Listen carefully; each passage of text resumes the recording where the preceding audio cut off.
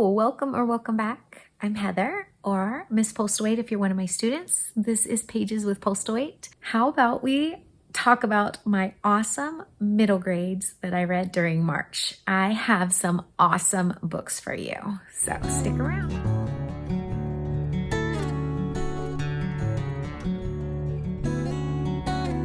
Guys, I am so excited. So besides the fact that I had a lot of books that I got to read, it is middle grade March. So I wasn't the only one reading middle grade for once. There's a whole bunch of us out there. And so if you love middle grade books, you should check out Middle Grade March. See if you can find that hashtag and see if you can find some amazing books that other people are reading too. It was a great month. I read 9 books for March that are middle grade. And the sad part about that, I mean, it's not sad because that's I'm really proud of that number. But the sad part is there were these specific prompts for middle grade March and I didn't quite get all of those. I didn't finish one book in particular that I'll just carry over into April. Let's get started. So the first book that I read, which was by far one of my favorite books of the month, was Ophie's Ghost. This is by Justina, Ireland. The cover's awesome. And it centers on Ophelia, who goes by Ophie, who originally, as the start of the story, lives in Georgia. But unfortunately, and this happens at the very, very beginning, you kind of get the understanding that something goes terribly, terribly wrong. And her father is the very first ghost that Ophie realizes she can talk to and see. And he basically saves her and her mother. So they end up leaving Georgia and head up to Philadelphia to stay with some kind of distant relatives, some of which are not the best. And Ophie and her mother end up working at a manor called Daffodil Manor. Ophie's still trying to kind of understand what's going on with this ghost thing, since it's very new for her. And her mom kind of get a taste of, I don't know, there's a lot of secrets, there's a lot of prejudices, there's a lot of drama that Ophie is kind of thrust into the middle of. And then on top of that, the ghosts. So she kind of has a mystery to solve. There is some pretty ugly racism in here, but it's handled in a way that I was able to use this book for my book club, and we were able to kind of approach and talk about things. It was really nice to be able to kind of articulate and work out and kind of go through what's going on there. There's some historical elements to this one that maybe your young readers aren't that familiar with, that I kind of appreciated. The Great Migration. So from the South to the North, 1920s. Ophie's a delight. She's wonderful. And you just get sucked right in. It's great. I enjoyed this book immensely. I gave it 5 stars. In fact, it's kind of tied with one other book this month. You know how I am. So there's 2 that are up for my favorites, and I'm still debating between which one is going to win the March recommendation. They were so good. Anyway, that's Ophie's Ghost. The next one that I read is one that I have been wanting to read forever from the moment that I heard about it. And that is The Fire, the Water, and Maudie McGuinn. It's by Sally J. Plough. This is an own voice book. Ophia is kind of an Ophie's Ghost is also. And our main character is neurodivergent. The book centers on Maudie, and Maudie is going to spend the summer with her dad, which she absolutely loves. She spends the rest of the year with her mother. Her mother has just remarried, so there's now a stepfather in the picture. And as you are progressing through the story, you keep understanding that there's some pretty awful things happening in Maudie's life back with mom and stepdad. Because she's neurodivergent, the way she articulates, the way she thinks about things, the way that she is trying to understand her situation and even share with her dad kind of some of these things is really eye-opening and heart-wrenching. Maudie doesn't know how to articulate how she's feeling and what's going on. And to make matters worse, within like days of her arriving with her dad, there is a horrific fire up where he lives. He's in the mountains in California. And so they end up going back to where he's from, which is South California, right on the water. And so her summer is very much encompassed in this, the fire, the water, and how she's kind of trying to figure herself out and share that. You get the impression that Dad would very much understand her because maybe he has the same way of thinking about things. And you can kind of pick up on that maybe Dad is also neurodivergent. And there's some really great representation here. You really watch her coping skills. You watch her thought processes. You watch her form a friendship with someone who has a different kind of processing issue, and just the way she feels home in some places. I loved this book. There are some trigger warnings. I would definitely take a look at those if you need them. This was a great book. It's one that it took my breath away at times. This is kind of winning for my favorite book of the month. It also got 5 stars.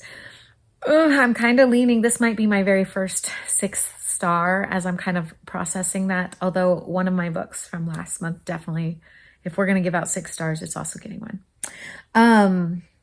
Yeah, fantastic book. Highly recommend.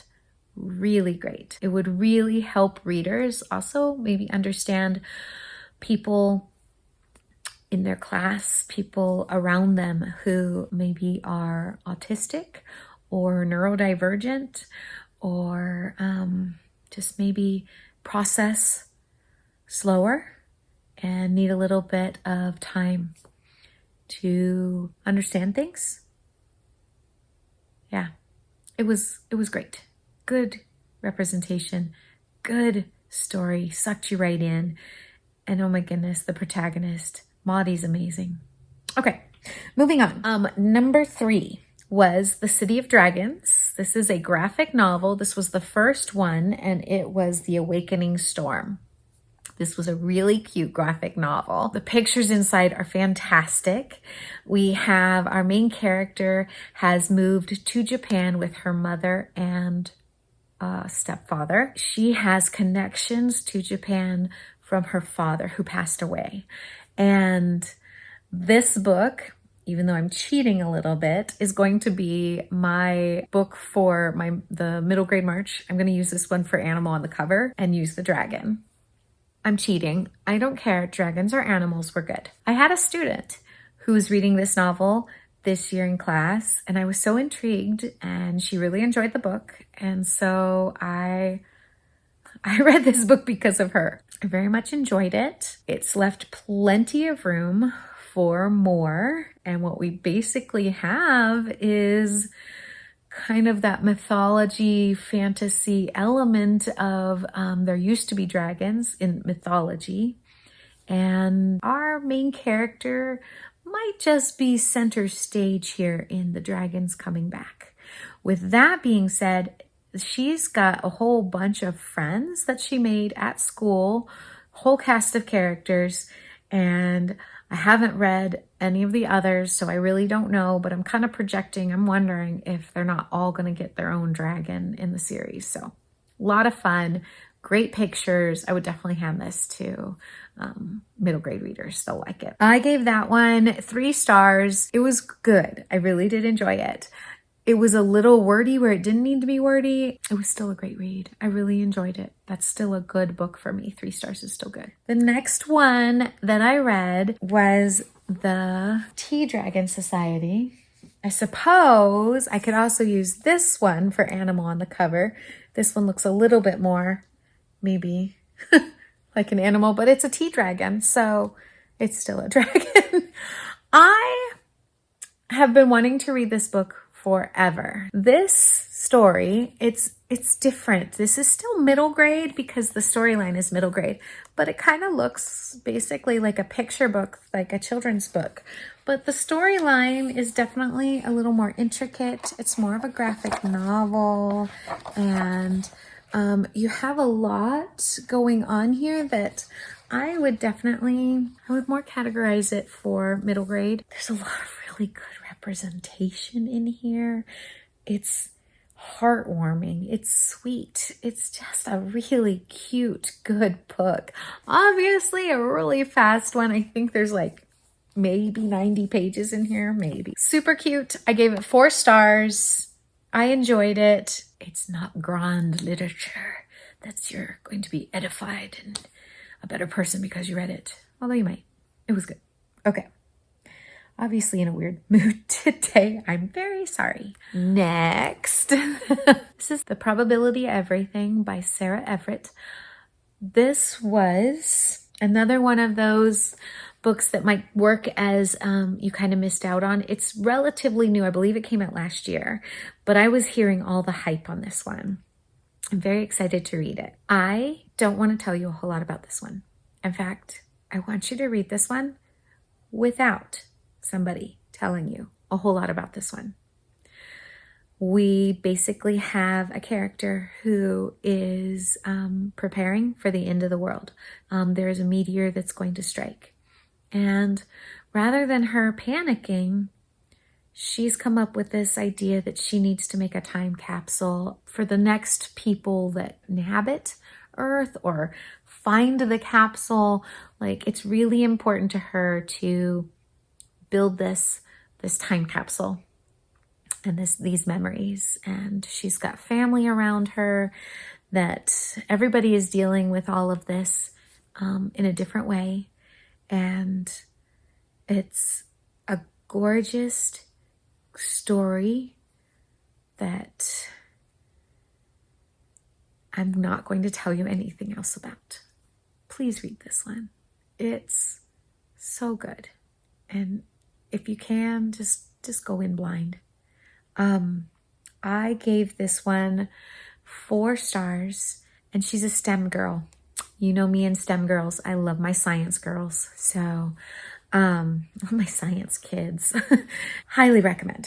Okay, the next one that I read, it was Nick Blake and the Remarkables. The first one, The Manifestor Prophecy. This is by Angie Thomas.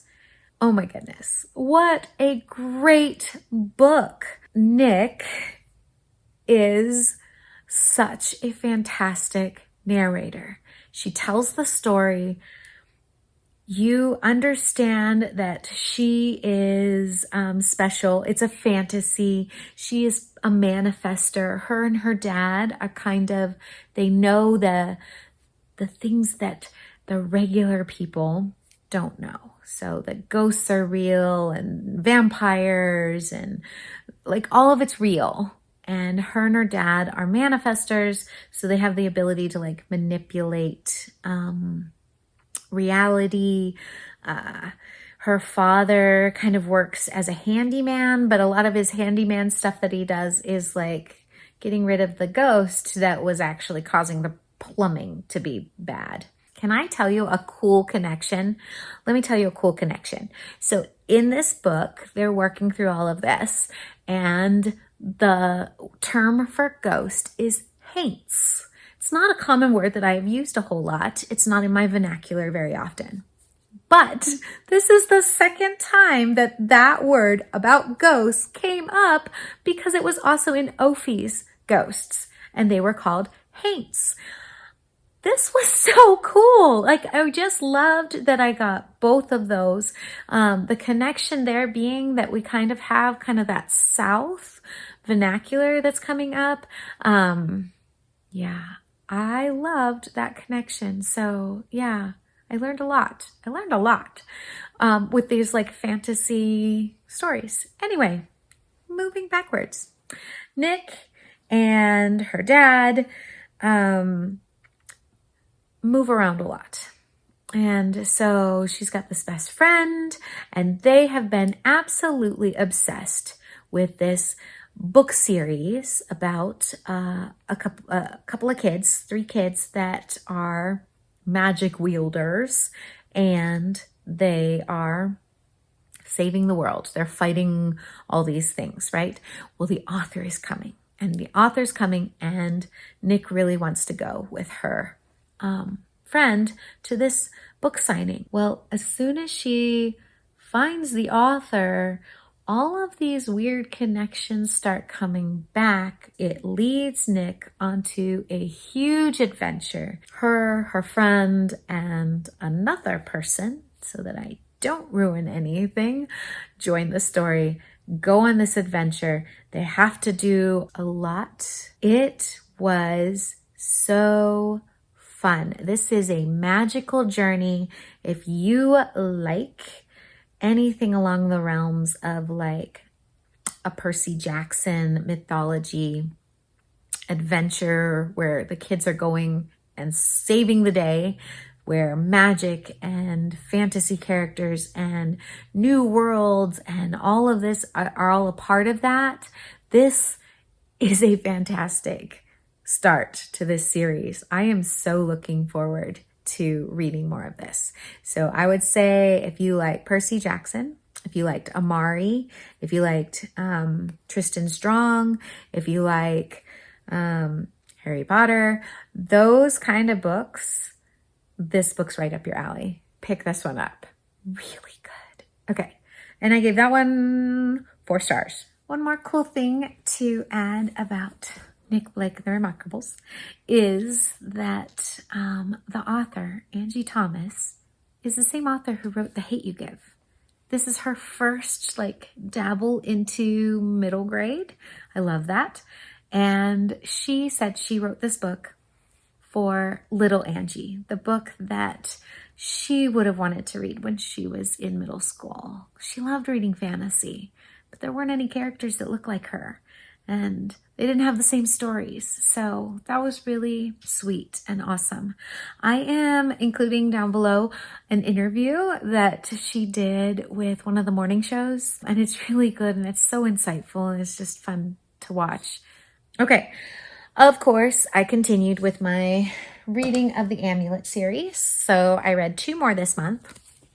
I'm really enjoying these. I'm trying to pace myself because the series ended, so I don't want to like it to end too soon. So I read, I want to say 5 and 6. I really enjoyed them. So we have Prince of the Elves and Escape from Lucien. I'm not going to go into too much more detail. It's a series. We're following the same characters. There's lots of adventure.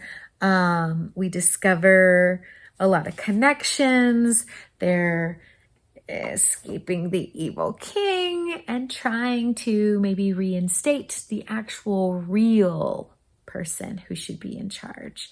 And of course, you've got the controversy. Do we trust the amulet or do we not? So really good. I gave both of them 4 stars. I really enjoyed them. I'm really enjoying this series. So that leads me to my last book of the month. I really hurried to finish this one today so I could finish it in March.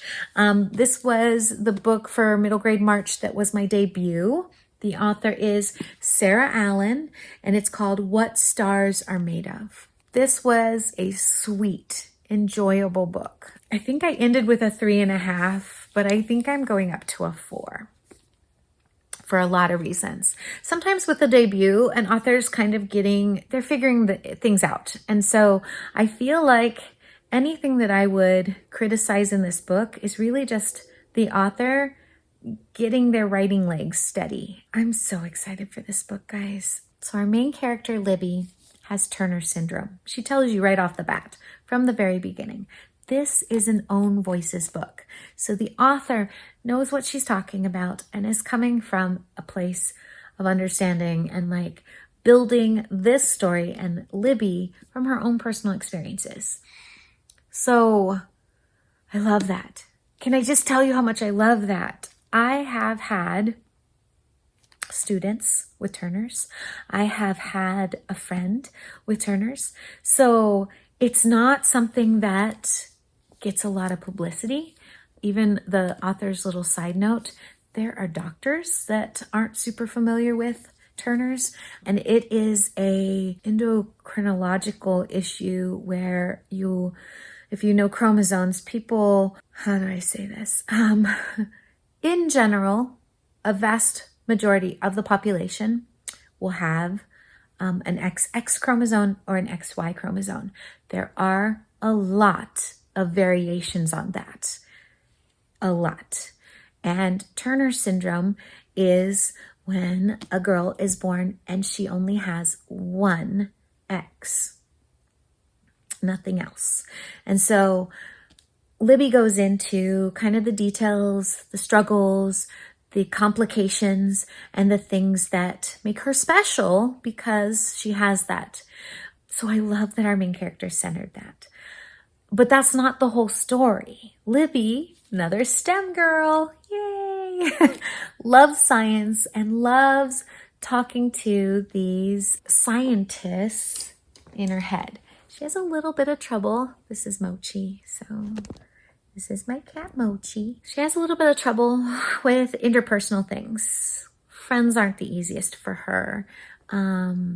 Hearing, she struggles with hearing. That's very common. Just reading people and understanding how to communicate with people. She has this wonderful older sister who is coming back to live with them for a temporary amount of time because her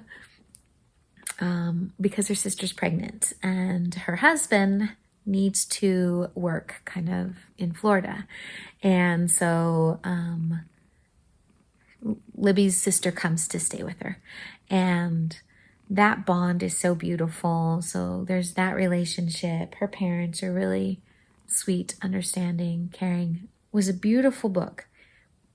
So Libby, I really liked this part of this story because if you have kids in your life, if you're a kid, awesome. Sometimes kids take on ownership of the big problems in their lives. Like something big is going on in the family. Something big is happening in the world around us. And kids will somehow think that's their fault or their responsibility. Some kids really fixate on that. And Libby is kind of worrying about this new baby. And if this new baby is going to be like her. And so she has this deal with the universe and someone in particular, I'm not going to ruin the story for you, that she, if she can do this one big project, it's going to equal that the baby's going to be okay. That the baby's going to be okay and safe and perfect. But Libby has to hold up her end of the bargain.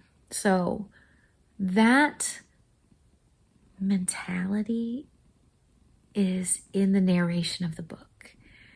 And I really appreciate that. As the reader, as an adult, looking at that, there was some disconnect for me because, as an adult, that there's no connection there.